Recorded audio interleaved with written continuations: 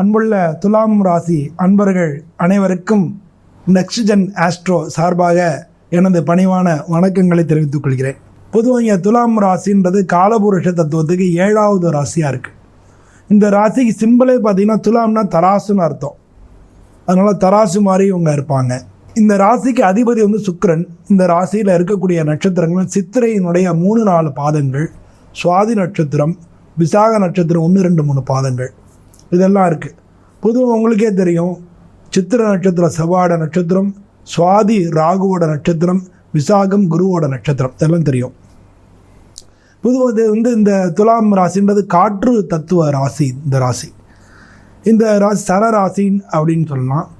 இந்த ராசியில் தான் பொதுவாக இந்த ராசியை வச்சுட்டோம்னா மினிஸ்டர்ஸ், மந்திரிகள், தொழிலதிபர்கள், இந்த ராசியில் உள்ளவங்க மந்திரிகளாக இருக்கிறதுக்கு தொழிலதிபர்கள், பங்கு சார்ந்த விஷயங்களை ஈடுபடுறவங்கலாம் முக்கால்வாசி பேர் இந்த ராசியில் இருக்கக்கூடியவங்களாம் இருக்கும். இவங்க மனசில் இவங்க கொஞ்சம் சோம்பேறித்தனமாக இருப்பாங்க. இவங்க சோம்பல் அதிகரிச்சிருப்பாங்க, காரியங்களை தள்ளி போட்டே இருப்பாங்க. அதெல்லாம் இவங்களோட இயற்கையான குணமாக இருக்கும். இவங்க பொதுவாக பித்தம் இவங்களுக்கு அதிகம். அது மாதிரி உடம்புல சூடு பித்தம்லாம் ஏறாமல் பார்த்துக்கிறது நல்லது.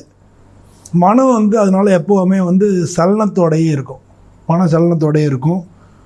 பொதுவாக இவங்களுக்கு உடம்புல பித்தம் சூடு இதெல்லாம் இருக்கிறதுனால இவங்க இந்த ராசிக்காரங்க எல்லாருமே நல்லெண்ணெய் தேய்ச்சி குளிக்கிறது, எண்ணெய் தேய்ச்சி குளிக்கிறதுன்னு சொல்லுவாங்களே, எண்ணெய் தேய்ச்சி குளிக்கிறது ஒவ்வொரு வாரமும் பண்ணிட்டாலே உடம்பு கொஞ்சம் சுத்தமாக இருக்கும். பொதுவாக இந்த நட்சத்திரத்தை சேர்ந்தவங்களுக்கு இதெல்லாம் ஜென்ரலான விஷயங்களாக இருக்குது. ஏன்னா இவங்க எதையுமே நல்ல நேர்மையாக செய்வாங்க அப்படின்ற அந்த விஷயங்கள்லாம் இருக்குது. இதெல்லாம் அதனால் இந்த ராசிக்கே துலாம், எதையும் எடை போட்டு செய்கிறல வல்லவங்க. ஒருத்தங்க ஏற்ற மாதிரி உட்கார்ந்தாலே இவங்க யார் என்ன எப்படி எல்லாமே உங்களுக்கு யோசித்து புரிஞ்சுக்குவாங்க. எதுக்காக வந்திருக்காங்க, ஏன் அப்படி பேசுகிறாங்க, எல்லாமே ஆட்டோமேட்டிக்காக அவங்களுக்கு புரிஞ்சிடும். கற்பூர புத்தி மாதிரி புரிஞ்சிடும். இதுதான் எடை போடுறது அப்படின்னு சொல்லுவோம் இல்லையா, அது மாதிரி எல்லாத்தையும் எடை போட்டு அதை தீர்மானம் பண்ணி செய்யக்கூடியவங்களாக இருப்பாங்க. இதெல்லாம் ஜென்ரலான ஒரு சில பலன்கள். உங்கள் ராசிப்படி, உங்களுடைய ஜாதகப்படி, உங்களுடைய லக்னப்படி, உங்களுடைய தசாபுத்திப்படி எப்படி இருக்குது அப்படின்னு தெரிஞ்சுக்கணும்னா நீங்கள் இந்த டிஸ்கிரிப்ஷனில் இங்கே இந்த இதில் வீடியோலேயே வரக்கூடிய என்னுடைய நம்பரை நீங்கள் தொடர்பு கொண்டு வாட்ஸ்அப்பில் உங்களுடைய பேர், date, time, place of birth, இந்த டீட்டெயில்ஸ்லாம் எனக்கு அனுப்பிச்சு அப்பாயின்மெண்ட் ஃபிக்ஸ் பண்ணிட்டீங்கன்னா நான் உங்கள்கிட்ட நேரடியாக பேசி என்னுடைய ஆலோசனைகள், நீங்கள் செய்யக்கூடிய காரியங்களுக்கு அஸ்ட்ராலஜிக்கலாக என்னுடைய ஆலோசனைகளை நீங்கள் தெரிஞ்சுக்கலாம். ஒரு காரியங்கள் செய்யலாம், எப்போ செய்யலாம், என்ன ஏது அப்படின்றத நீங்கள் தெரிஞ்சுக்கலாம். வாங்க இப்போ இந்த ஆவணி மாதம் உங்களுக்கு எப்படி இருக்குன்றதை நம்ம இந்த வீடியோவில் பார்ப்போம். இந்த ஆவணி மாதம்ன்றது 17/8/2024 16/9/2024 வரைக்கும், அதாவது இங்கிலீஷ் டேட்டில் இருக்குது. இந்த ஆவணி மாதத்தில் உங்களுடைய ராசிக்கு 5வது வீட்டில் சனி பகவான் வக்ரமாக இருக்கார். 6வது வீட்டில் ராகு இருக்கார்.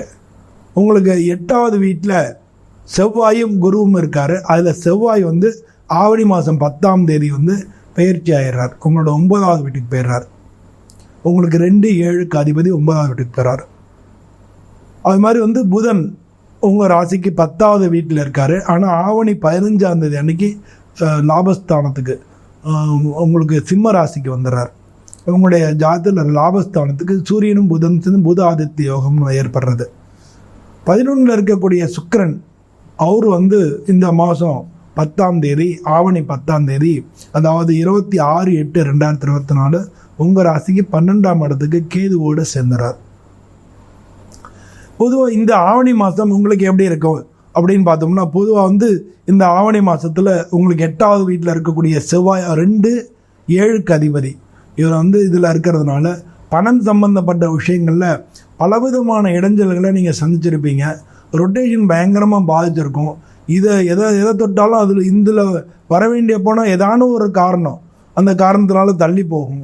இது மாதிரி பல சூழ்நிலைகளை நீங்கள் பார்த்துருப்பீங்க. இதெல்லாம் உங்களுக்கு பணம் சம்பந்தப்பட்ட விஷயங்கள் அந்த தடைகள் நீங்கி கிடைக்கக்கூடிய காலமாக இந்த காலம் இருக்கும்.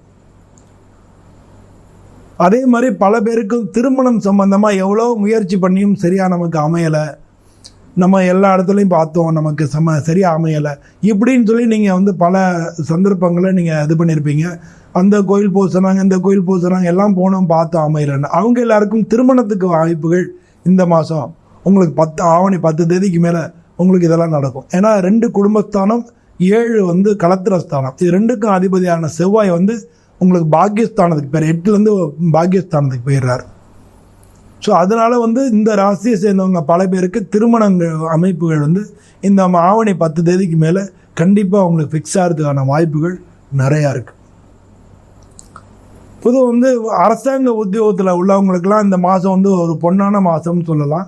அவங்களுக்கெல்லாம் இந்த மாதம் 15 தேதிக்கு மேலே உங்களுக்கு நீங்கள் ஏற்பட்டிருக்கிற ப்ரமோஷனோ இல்லை இடமாற்றமோ, உங்களை அரசாங்கத்தில் ஒரு நல்ல ஒரு ஒரு நீங்கள் ஏற்கனவே எதிர்பார்த்துட்டு இருந்த விஷயங்கள்லாம் இந்த மாதம் நடக்கும். அதே மாதிரி இந்த ஐடி ஃபீல்டு, கணிதம் சம்மந்தப்பட்ட ஆடிட்டர், அது மாதிரி இருக்கிறது, கான்ட்ராக்ட்ஸு, அந்த சர்வீஸ் ஓரியன்டான தொழில் பண்ணுறவங்க, இவங்க எல்லாருக்குமே பல விஷயங்களில் வந்து தொழில் ரீதியாக தடைகளாக இருந்த அத்தனை காரியங்களும் இந்த மாதம் நமக்கு தொடர்ந்து 15 தேதிக்கு மேலே, ஆவணி 15 தேதிக்கு மேலே உங்களுக்கு எல்லாமே சக்ஸஸ் ஆகிறதுக்கான வாய்ப்புகள் நிறையா இருக்குது. உங்களுக்கு 5ஆம் இடத்துல சனி பகவான் வக்ரமாக இருந்ததுனால இதெல்லாம் நடந்தாலும் மனசுக்குள்ளே ஒரு வருத்தம், ஒரு பெரிய ஒரு சஞ்சலமே இருந்துக்கிட்டே இருக்கும். எப்போ பார்த்தாலும் ஒரு கவலையாக இருக்கா மாதிரியே ஒரு பிரச்சனை இருக்கும். உங்களுக்கு இந்த மாதம் வந்து அஜீரண கோளாறுகள், வயிறு சம்மந்தப்பட்ட கோளாறுகள் ஏற்படும், ஸ்கின் சம்மந்தப்பட்ட பிரச்சனைகள் ஏற்படும். இதெல்லாம் வந்து கொஞ்சம் தீர்த்துக்கலாம். உங்களுக்கு இல்லாட்டாலும் உங்கள் வீட்டில் யாரும் ஒருத்தருக்கான உடம்பு சரியில்லை, மருத்துவ செலவினங்கள் இது மாதிரிலாம் ஏற்பட்டிருக்கும். இதெல்லாம் வந்து நீங்கள் வந்து கொஞ்சம் கொஞ்சமாக இது பண்ணிக்கலாம், தவிர்த்துக்கலாம்.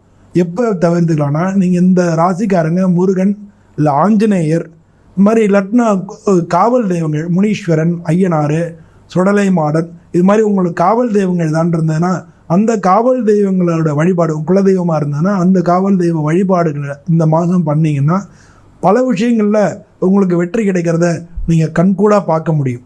அதனால் இந்த மாதத்தில் வந்து பல பேருக்கு இந்த ஆவணி 15 தேதிக்கு மேலே பல விஷயங்களை நன்மை நடக்கிறதுக்கான வாய்ப்புகள் அதிகமாக இருக்குது.